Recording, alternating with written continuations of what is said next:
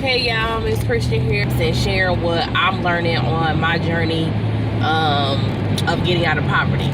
So, what I learned, I'm spilling it over to teach others. So this is a movement. This is a movement. So, and I just don't want to be on this movement alone. Life update is just how to be grateful when you are feeling discouraged. And that's what I've been kind of dealing with for the past like 2 weeks. If you guys have noticed, I haven't uploaded in 2 weeks. I don't know if you noticed that. I haven't uploaded because I had got into a car accident. So my car was totaled. Okay, so I got into an accident, car totaled, called my insurance, and they're basically like, well, you don't have collision, even though you didn't get into a car accident with another person. You don't have collision on your insurance. So this is just full transparency, because I just believe social media don't be transparent enough. So maybe that's for a reason, because I know you do have to protect yourself of what you say on social media, because everybody is not rooting for you, and some people are quick to judge and they quick to throw stones in a glass house. And so I definitely understand that. So they had told me that I didn't have full coverage car insurance. That basically, if I would have got into an accident with someone else, like it would have been completely taken care of. Like their car would have been completely taken care of, while my car wouldn't. And I'm like, well, I pay like over $100 something a month, and I don't have collision. Like I don't understand that. And she's like, yeah, there's no collision on here. Like, you got property on here. So if like somebody busted out your windows and like stole something out your car, like we will replace the items that were stolen. And all of this stuff, she basically saying what I have, but I don't have collision. So, and there was nothing else basically that they could do for it. So me being a single mom of 4, like I don't have help. Like I don't have anybody who I can call, because everybody's going through everything. It's like when you're trying to get out of poverty because you never was taught financial literacy. I'm out without a car, and now I don't have anybody to call on, to go to the grocery store, to take my children to daycare, to nothing, and it's like I think of like when people call me up, hey, you got $10 for gas money, or you got $10, I need something, or they say they need something, you got $20, I need this thing like right now, dang, I don't have nothing, I need it right now. And it's like, okay, cool, I cash app you or whatever, no matter what, like no matter who it is, or cool, I'll bring the money over or whatever. It just be I owe you. And then it's like, but when the stuff that I need to operate in my household, my car is gone, it's like I can't call on none of these people to help me, with money to get a new car, to if they got a car, to help me with the transportation. So now it's like I'm just out, and I'm having to fend for myself and for my children. Long story short, I got a car. I got a little hoopty. Gonna get a newer car. And they like, okay, well, you self-employed, so you don't have like a W-2. You on self-employment, so it worked different. And it's just like none of the car lots here were like business, like beginner business or business friendly car places. So like that situation was driving me crazy, and I'm like, it's just taking too long. Like now, if I need to go to the grocery store, like we're lifting and catching Ubers to go to a grocery store, so I'm constantly spending money. Like within that, we was without a car for 9 days. Without a car for 9 days, I spent like almost $200 lifting, you know, places that I needed to go, like business that I needed to handle. And it's like, you know, because I have nobody to call. So, you know, my son, he missed the bus. My oldest son, he missed the bus. Okay, I got to lift and go take him to school. Then I got to lift and go get him back from, you know, then I got to lift and go get him back from school because he missed the bus one day. And I'm like, how do you miss the bus at school? Like, you're at school and they call me and say he missed the bus. And I'm just like, it's always, it's like, it's something, you know, when it rains, it pours. And I can't lie, like, I was just feeling like, wow, you know, when it's like that feeling of you being on a treadmill and you going real fast, you sweating, but you on a treadmill. You're not actually like walking. So it's like you're moving, but you're not going nowhere. And so for like a second, like that's how I feel. Like I'm moving so fast. I'm learning so much. I'm, you know, implementing and not just learning. I'm applying so much. And it feels like I'm having to work 20 times harder to really still be nowhere. Or to like I'm backtracking.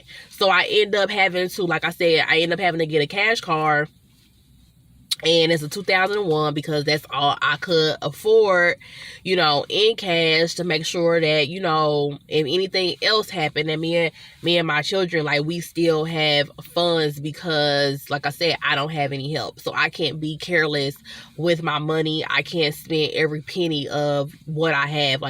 I'm so into saving and different things like that.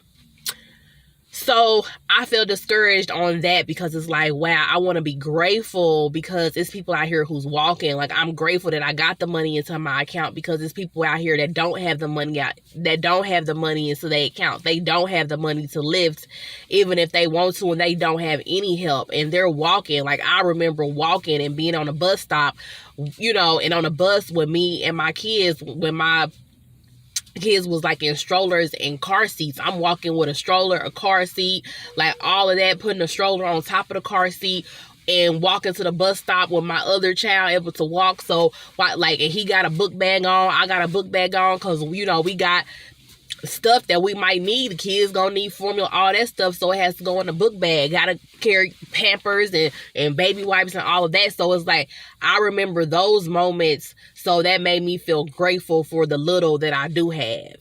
But even with that gratefulness, it's like, but I want more, and I know that God is abundant, and then I shouldn't feel guilty for wanting more because of everything that I'm doing. Like, I shouldn't feel guilty for wanting more, being ambitious for more, and going after more. Also,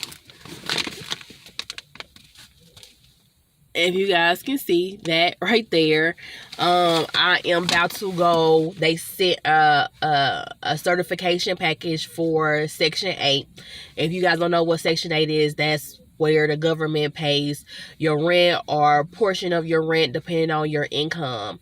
And then once you make a certain amount over, depending on your household size, then of course you don't get that government assistance anymore.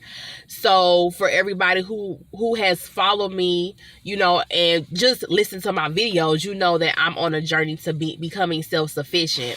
So within that journey is, I don't want to be on food stamps. I don't want to be on Section 8. I don't want to be on Medicaid. Like, I don't want to be on any of this stuff.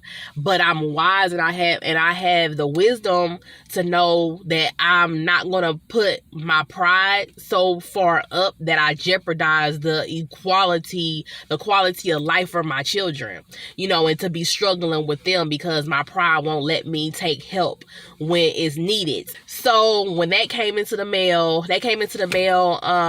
Friday. They came into the mail Thursday. It came into the mail Thursday, and I was like, wow, I don't even have a car. So I was like, wow, that came in the mail. So that let me know that I still don't make enough to be kicked off of Section 8. You know, and it's crazy because like nobody understands that. So if I say that to my mom or whatever, she's like, you know, like, well, if I tell her, a new business venture, or that I'm about to go to school so I can get a higher paying job, I'm going back to college. I start back college in January, so I can get something under my belt, so I can get a job that sustains my household. When I say stuff like that, it's like her reply is like, well, don't make too much, because I don't want you to get kicked off of Section 8. Is that going to affect your Section 8? And it's like, I know she don't understand. She just don't want it to be where like I'm struggling. And coming to defense for her, I know is because it's like she's just trying to live. She's just trying to live on the little that she has. So if I get kicked off of something and I get put in a situation where now I'm getting kicked off of everything, but my income ain't high enough, okay, she doesn't even have the means to, give me a place to stay. She doesn't have the means to help me with finances to get a place to stay, and all of that. So it's like her also being cautious to protect herself and her wallet and her, stress point, because she wouldn't be able to carry the burden, and she know that will be a huge stressor for me. And it's like, but she don't really grasp the fact that my mindset is, I'm trying to be completely self-sufficient. And with that, I'm trying to make sure that my kids are not impoverished for the rest of their life. I'm trying to make sure they see more, and I'm trying to make sure that if the decisions they make in their life cause them to be homeless, on government assistance, whatever the choices they made cause them to not be financially stable, then that will be the choices they made. But it wouldn't be nothing that I'm passing down. I won't be passing down poverty to my children. So it's like I don't think she understands the magnitude that when I say I got that letter, I had to figure out something. So on Monday, I end up getting this car, and I'm like, I gotta figure out something. So I end up getting this car on Monday, and so now I'm headed to go to, like I said, Section 8 and drop off this paperwork so that I can, get certified, get my recertification for Section 8 for another year. I'm like, it's go time. It's go time. Like, this is the last year. In Jesus' name, this is the last year. And all of that feeling discouraged, it's not really discouragement now. It's more so like I'm not at ease right now. It's a very uncomfortable feeling, like in my gut. So as of right now, I'm going to keep this uncomfortable feeling in my gut, because this is what's about to push me to do all what I need to do this year. This is 2022 is coming up, and in 2022, it's going to be the best financial year of my life. 2022, I'm going to have such a alter ego, such a work ethic, such a drive that people are going to be telling me, you need to slow down. You don't work too hard. I want to be working from sun up to sundown. I want to get up before the sun get up, and I want to go to bed and go to bed when the sun is coming probably back up. So it has been 1 year later since the recording of this video. Just looking at it, I remember how I felt. I can say that year was not the last year that I was on government assistance. I'm still on government assistance. Yes, I did work from sun up to sun up again. Worked a lot. I actually got monetized on YouTube within 4 months on my other channel. I worked my business that I have. I got more clients than I ever had before. But with all the work that I was doing, with all the time that I was putting in, I still did not receive over enough to get off of government assistance. I still stayed in the poverty level. And so it has been very discouraging, because it's like I have worked a lot, but I still have not seen her reap the rewards from it. So I'm going to continue to work. I'm not going to put a year frame on anything anymore. I'm just going to continue to work because right now it's like I feel like it's going to take more work than I even anticipated. Even with the amount of time and work that I have put in, it's still not enough. I did accomplish, a few things this year for 2022, and I will most likely be doing a updated video on everything that I did get accomplished in 2022 for my goals. So if that's something you want to see, don't forget to subscribe to this channel and hit the notification bell so you can get notified when I upload a new video. That's just how I feel, and I had to give myself grace, and I had to tell myself that it's okay to be uncomfortable because you know the works of God and you know how abundant He is. So with that abundance, you know that you are not reaping all of that abundance. And you are also grateful for the season that He put you in, the lessons that you have learned, and the strength that you have gained.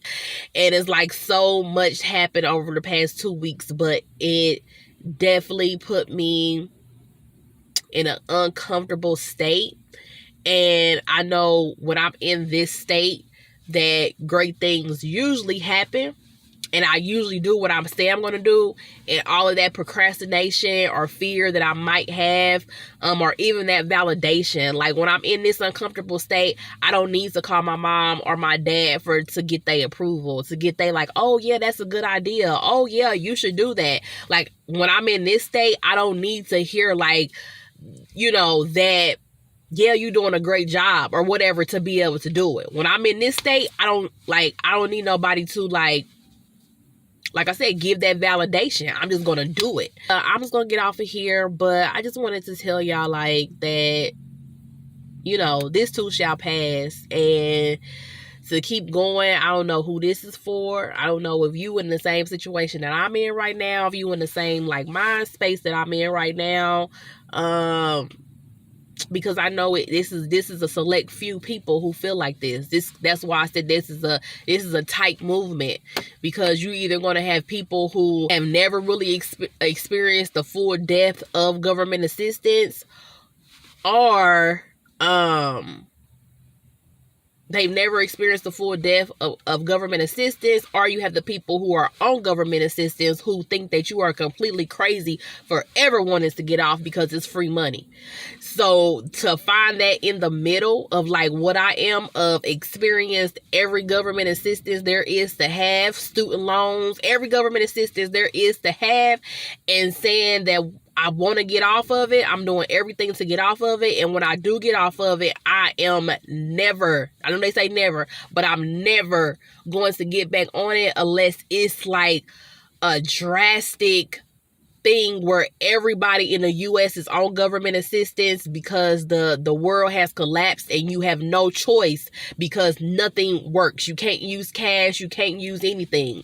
But even with that moment, I'm trying to figure out how I can barter. Like I want to start growing fruits and vegetables, because when money ain't a value, then and I could sell some, then we could trade some apples for you to build a barn or whatever. So we're gonna trade services at that point if I can't use money, just so that I won't have to be dependent on the little bit of handouts and chicken scratch to feed me and my children. Just let me know in the comment. And like, are you part of this movement? Like, have you felt this way, or do you feel this way? Let me know.